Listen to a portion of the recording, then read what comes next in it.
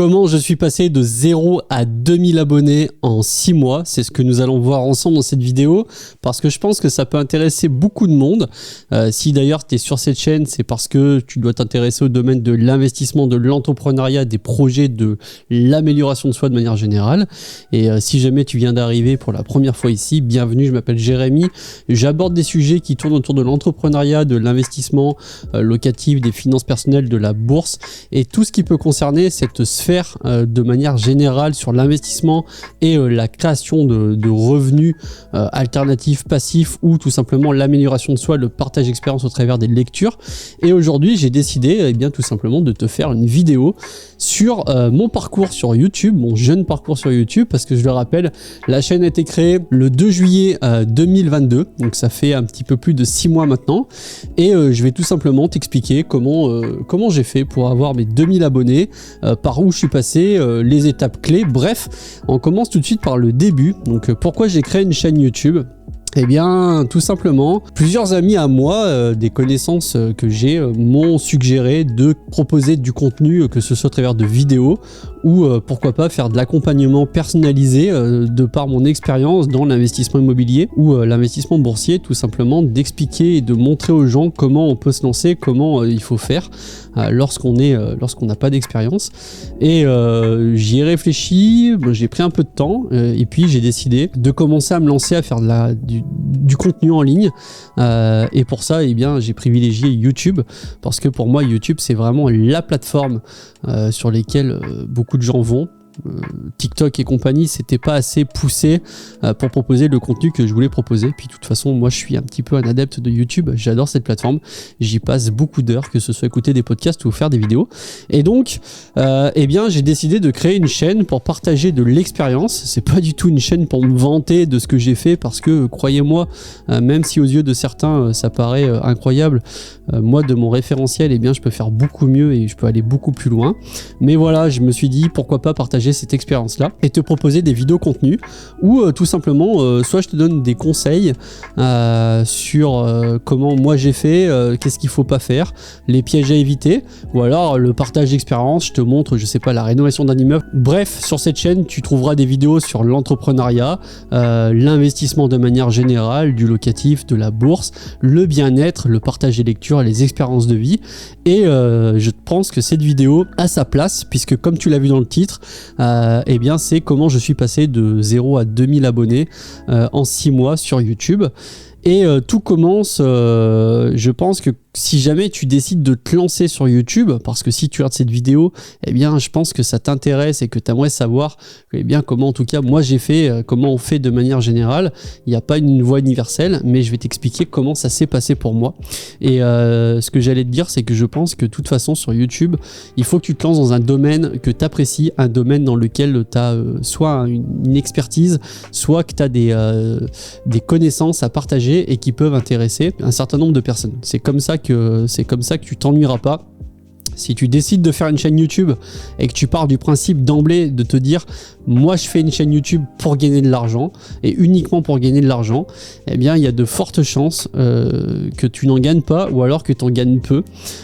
Faut partir du principe que est-ce que tu ferais des vidéos YouTube si tu n'avais absolument pas besoin d'argent ? Si la réponse est oui, eh bien dans ce cas-là, il y a de fortes chances que tu réussisses, en tout cas que tu réussisses à un certain niveau.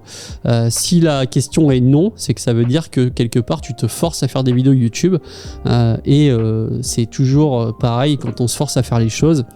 Généralement, soit on abandonne vite, soit ça nous plaît pas et on finit par arrêter quoi qu'il arrive. Donc moi je suis super content. Pour moi YouTube c'est vraiment une expérience nouvelle, parce que je n'avais aucune compétence dans la photo, la vidéo, l'éclairage, le micro, tout ça.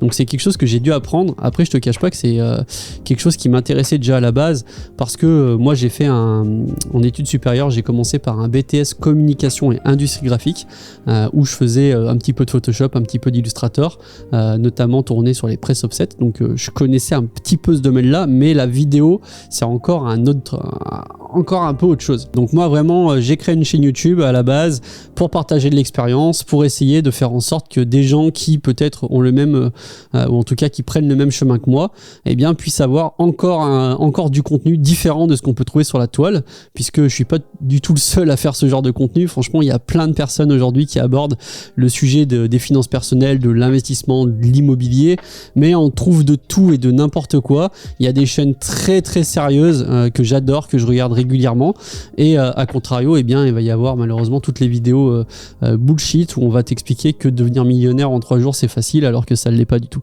Donc ça a été la source de motivation principale, le partage d'expérience, le partage de compétences, et je t'avoue que j'y prends de plus en plus goût.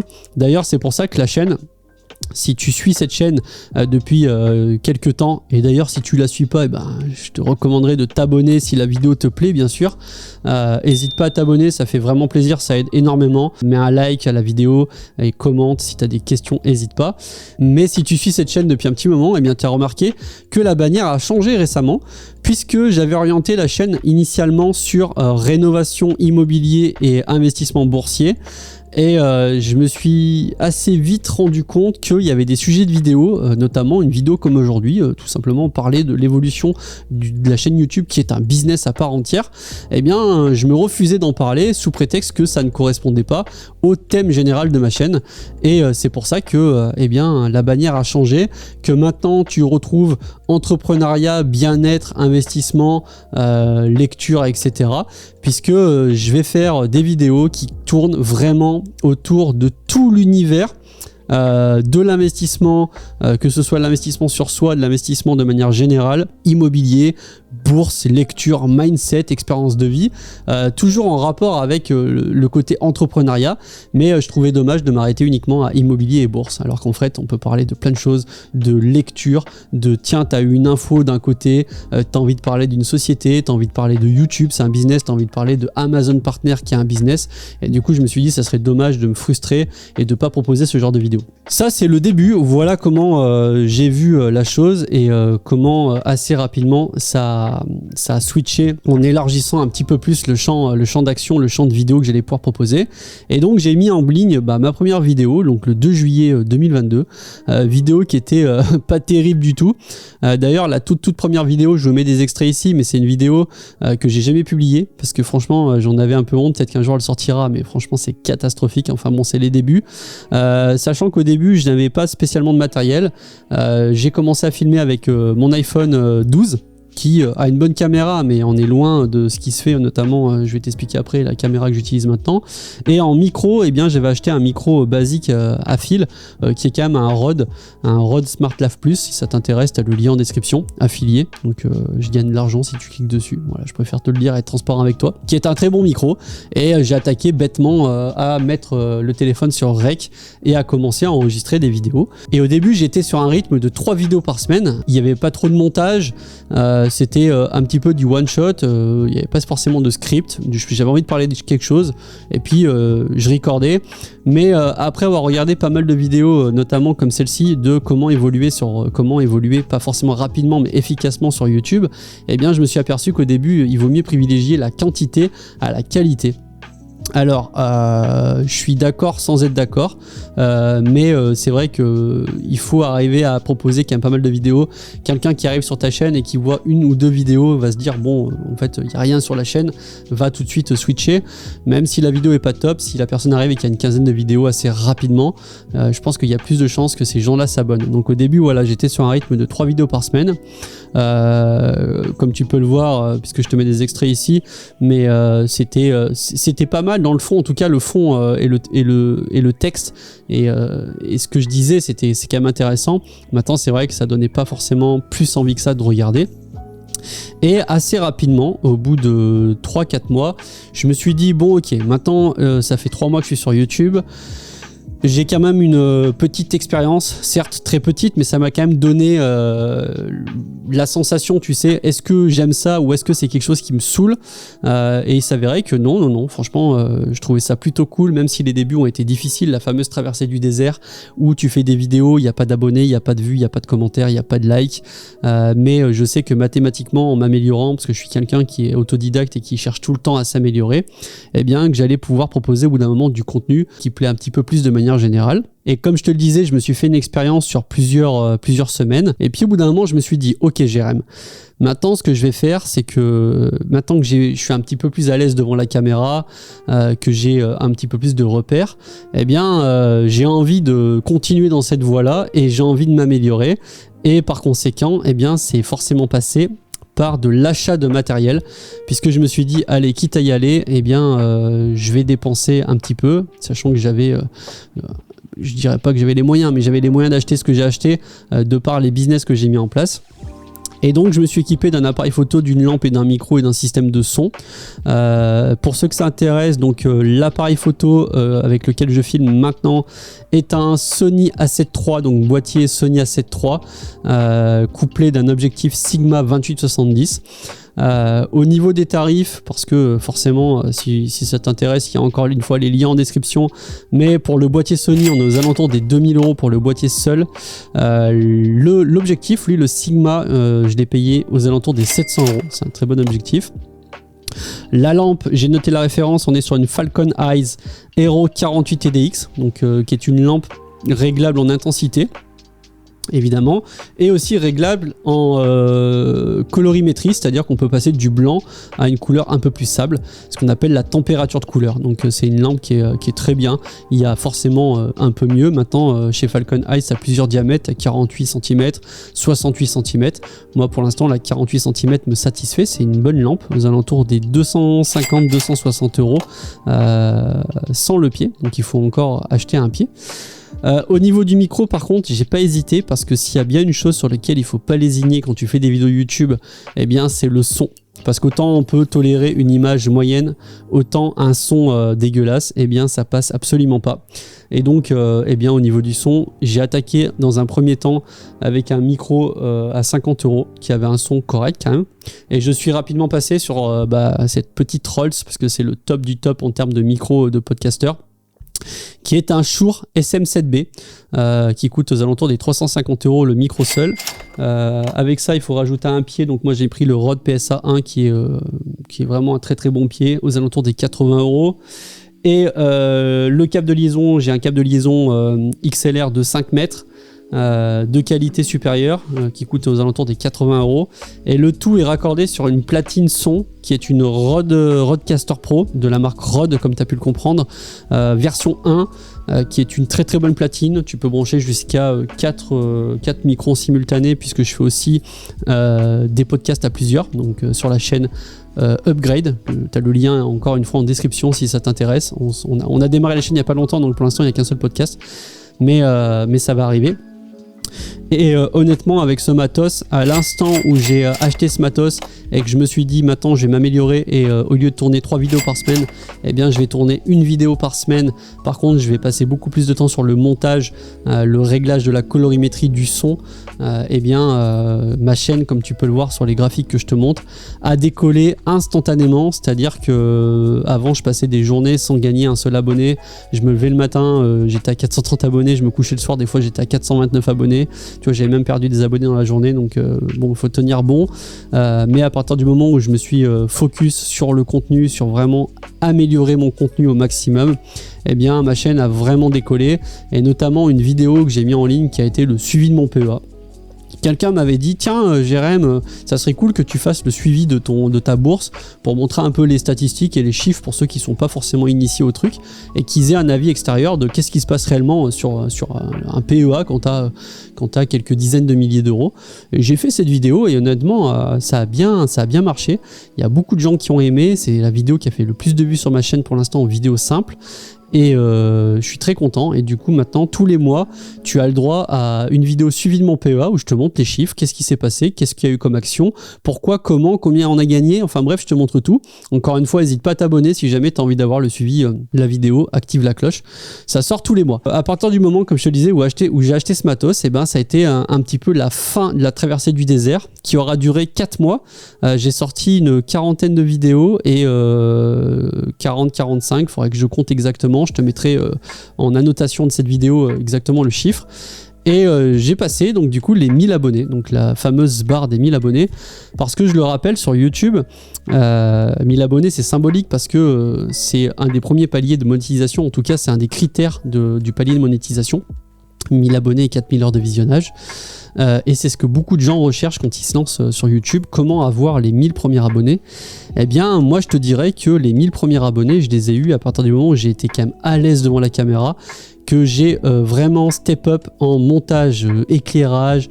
Là tu vois, je te fais un background, je suis obligé de tout déplacer chez moi, la table de ma cuisine qui vient là, je dois mettre une lampe en plus, l'éclairage, bon j'avais un plafond avec un éclairage indirect que j'avais fait à la base de mon appartement, donc ça va bien avec le fond. Je mets la télé toujours avec Lo-Fi Girl en fond, parce que pour petite info, Lo-Fi Girl est gérée, enfin en tout cas la chaîne qui a 12 millions d'abonnés bientôt est gérée par une personne que je connais depuis maintenant 15 ans, donc c'est un Français contrairement à ce que beaucoup de gens peuvent croire, et vraiment un très très bon collègue avec qui j'ai joué à World of Warcraft très longtemps, ça a été mon mate pendant 5 ans, tous les jours on est au téléphone et j'ai toujours des contacts avec lui. D'ailleurs il me conseille sur ma chaîne, sur pas mal de choses, donc merci Dim, franchement force à toi, c'est insane ta chaîne, elle pulvérise tout. Et un autre collègue, Camille Labs, qui est en avance sur YouTube, que j'ai aidé passer un moment et qui m'a rendu la monnaie de la pièce comme on peut dire, en me faisant un petit peu de pub au début, ça m'a fait gagner quelques abonnés, mais c'est pas ça qui a vraiment fait exploser ma chaîne.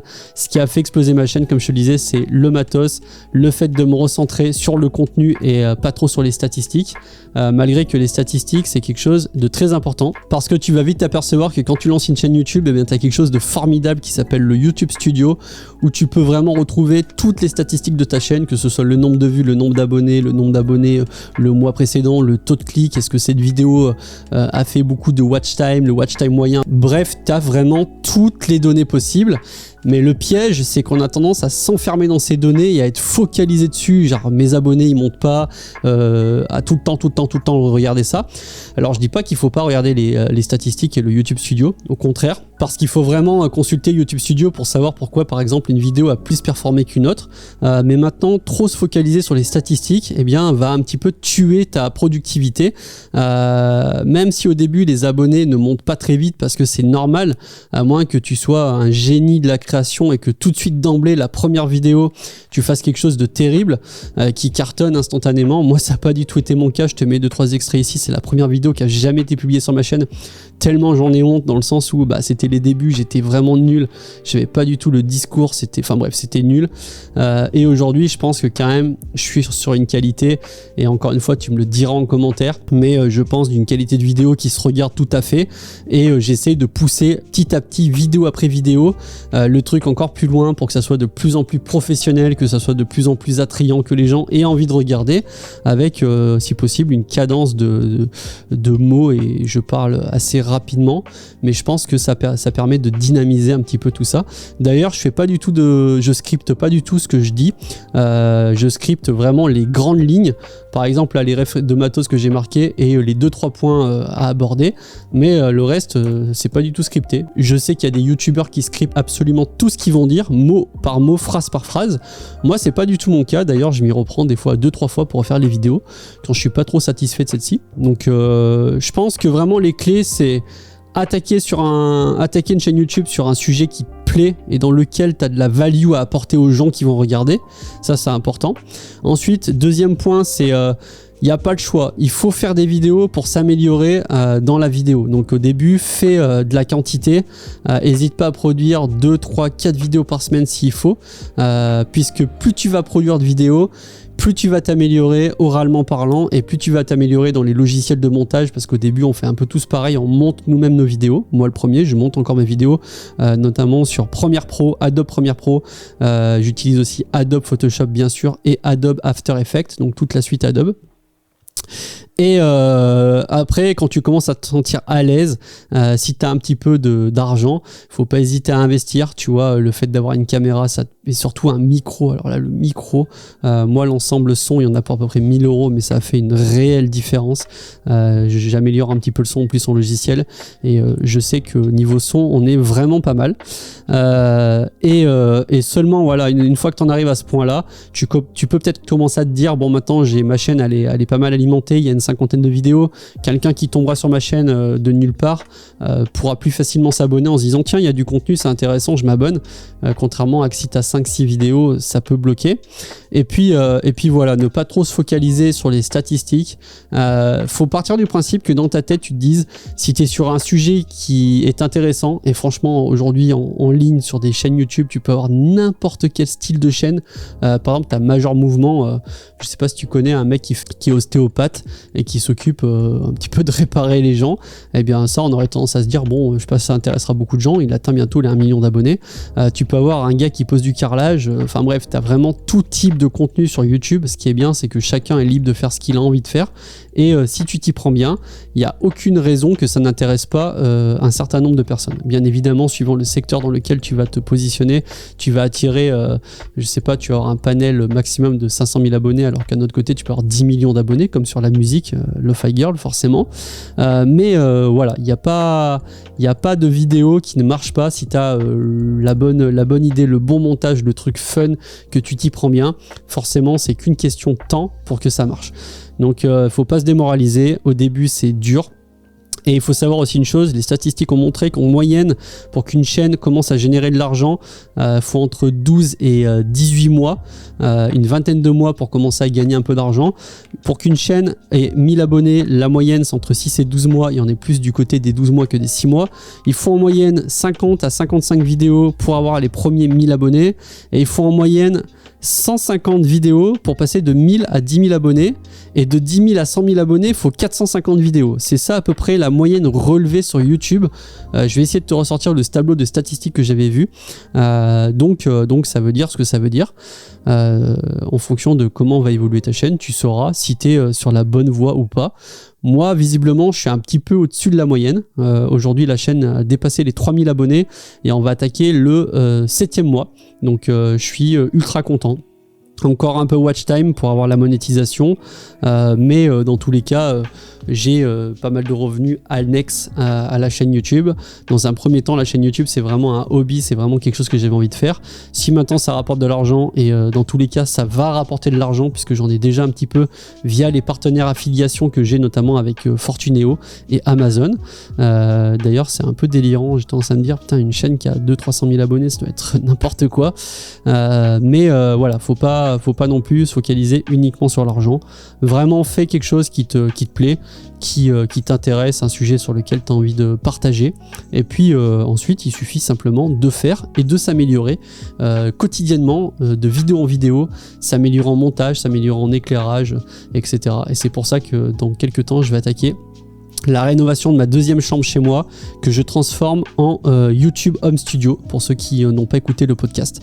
Voilà, la petite info, donc ça va un petit peu changer, et normalement on sera vraiment ready.